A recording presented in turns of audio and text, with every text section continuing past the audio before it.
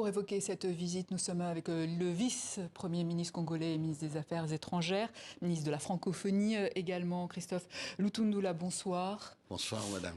Êtes-vous satisfaite de la déclaration d'Emmanuel Macron sur le fait d'exhorter le Rwanda à cesser tout soutien aux rebelles du M23 dans l'Est et à retirer ses forces du pays?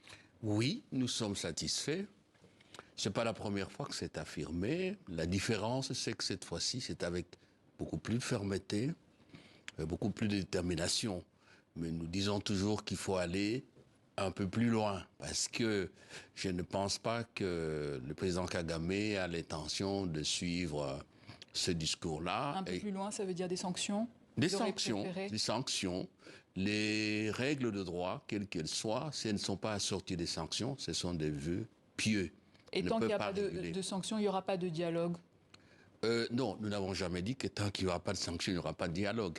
Ce que nous disons, et je réaffirme cela avec force, nous ne pouvons jamais accepter de négocier avec le couteau à la gorge comme un pays occupé.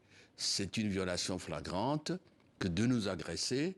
Nous exigeons que le président Kagame retire son armée de la République démocratique du Congo, justement pour créer les conditions de dialogue franc, un dialogue constructif, et un dialogue qui doit toucher aux problèmes de fond. Et à ce propos, je voudrais souligner que nous avons chacun, c'est-à-dire le Rwanda et nous, déposé nos cahiers de charges aux facilitateurs. Je vais citer le président de l'Angola, son Excellence Monsieur Joao Lourenço. Et vous avez autant confiance à la médiation angolaise que la France aujourd'hui?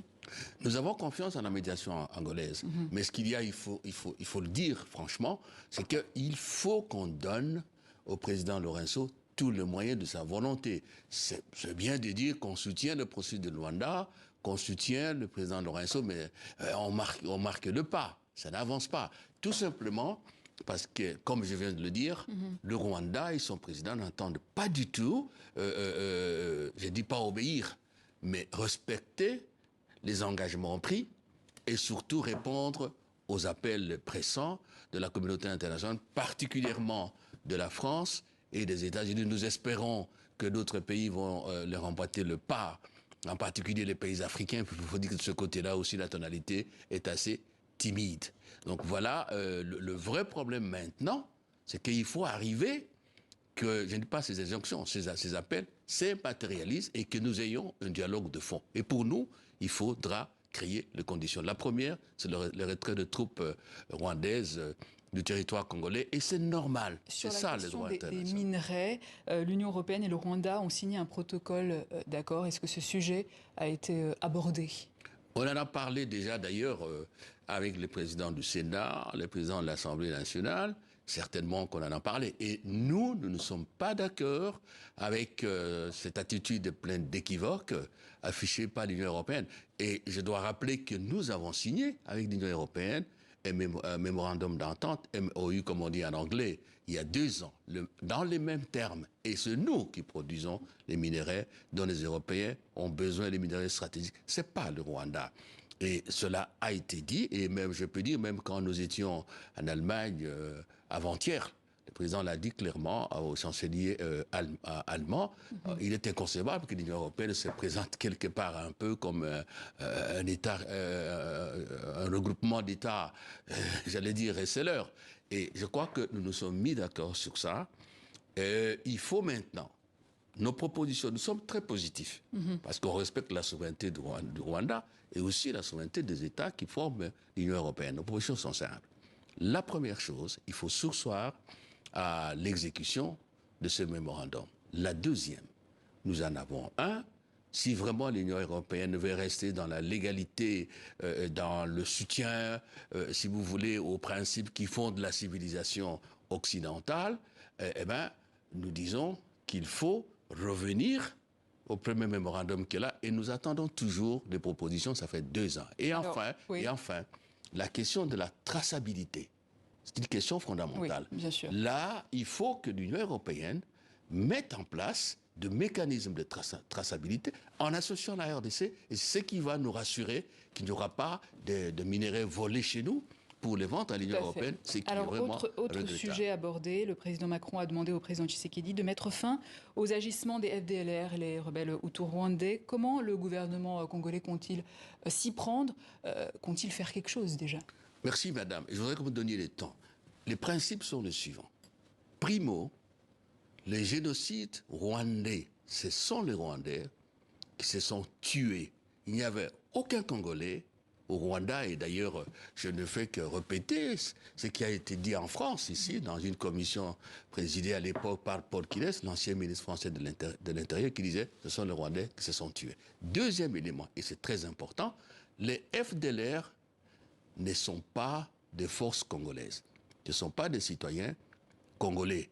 C'est la communauté internationale, que disent le Conseil de sécurité des Nations Unies, qui nous a imposé les génocidaires. Et nous avons réagi à l'époque. C'était à l'époque du Premier ministre Kangwa Dondo qui est vivant. Et qu'est-ce que vous allez faire alors aujourd'hui? J'en viens. Oui. Parce qu'il est essentiel, parce qu'il faut qu'on comprenne. Oui. Donc, ce n'est pas notre responsabilité que d'aller affronter les FDLR. Je voudrais ajouter... À qui la responsabilité alors? J'en viens, s'il vous plaît. Je voudrais ajouter également, et il faut qu'on se comprenne là-dessus de manière définitive. Pour que les FDLR, pour que ce problème soit résolu, il faut aussi l'implication du Rwanda.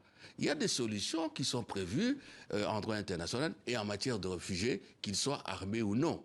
Les rapatriements volontaires, le retour, ou, si vous voulez, la recherche d'une autre localisation, un lieu de localisation au FDLR, le désarmement du FDLR. Tout cela, la première responsabilité incombe au Rwanda. Et enfin, parce que vous insistez là-dessus, nous avons toujours déclaré, urbi et orbi, que la RDC est prête à s'associer à toute initiative qui tendrait à démanteler les FDLR. Et c'est pour ça que nous venons, il y a de cela quelques jours, de soumettre au président Lorenzo un plan de démantèlement des FDLR que nous allons discuter, je crois, d'ici le 10 ou le 11 avec le Rwandais sous la médiation. Et nous espérons que la communauté internationale, ceux qui ont la décision, vont soutenir ce plan. Et encore une fois, ce n'est pas à nous d'endosser la responsabilité de l'existence des FDLR qui nous ont fait beaucoup de mal. Au vu du cycle de la violence qui existe aujourd'hui à l'Est, régulièrement on évoque des civils tués par des miliciens. Pourquoi avoir demandé à la MONUSCO de quitter le pays? Attendez là, il faut comprendre les choses de cette manière. Vous savez qu'il y a eu des événements il y a 2 ans et nous avons pu vraiment être très responsables, nous sommes battus pour maîtriser les mécontentements de la population. Parce qu'on parle de la protection de population civile. C'est la même population qui a dit non, on n'est pas protégé. Ça, c'est de un. De deux, nous avons réussi, et il faut féliciter le gouvernement congolais et le chef de l'État, à élaborer un plan de désengagement de la MONUSCO. Le principe de base, hâtons-nous lentement vers le désengagement de la MONUSCO. Nous allons procéder à la première évaluation la semaine prochaine, parce que la province du Sud Kivu est dégagée, et nous allons aller avec un sens élevé de responsabilité, de réalisme et avec un esprit constructif. Donc, il n'y a pas lieu à avoir les états d'âme autour de ça. On n'a pas dit, et nous l'avons répété aux Nations Unies, le désengagement de la MONUSCO, c'est dans la logique des choses, mais ce n'est pas la rupture avec les Nations Unies. D'ailleurs, il y a une série de résolutions, dont la dernière, je crois, c'est le 27-17, qui prévoit notamment le fait que la MONUSCO, tout en se retirant, doit continuer à soutenir les efforts de la RDC et, pour le moment, les efforts régionaux à travers la SAMIR DRC, c'est-à-dire la force de l'Afrique australe, de la SADC, à RDC. Donc, il n'y a pas de déconnexion. Il n'y a pas de vide sécuritaire, mais on le fait graduellement, donc il n'y a pas à exagérer là-dessus. Monsieur le ministre, je m'adresse au vice-premier ministre cette fois. L'archevêque de Kinshasa, Fridolin Ambongo, est sous le coup d'une information judiciaire, notamment pour ses homélies et ses sorties médiatiques critiques sur la gestion sécuritaire et politique du pays. Toutes les vérités ne sont pas bonnes à dire, dit-on. Est-ce que c'est ce qui lui est reproché aujourd'hui? Écoutez, la loi de la République, elle est impersonnelle. Elle s'impose à tout le monde.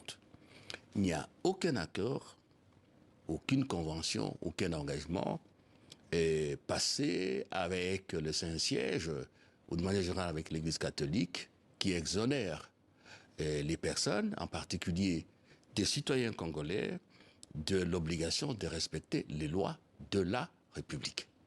Et par ailleurs, c'est trop fort que le cardinal Ambongo émette son avis sur ce qui se passe dans son pays. C'est normal, mais là, c'est excessif.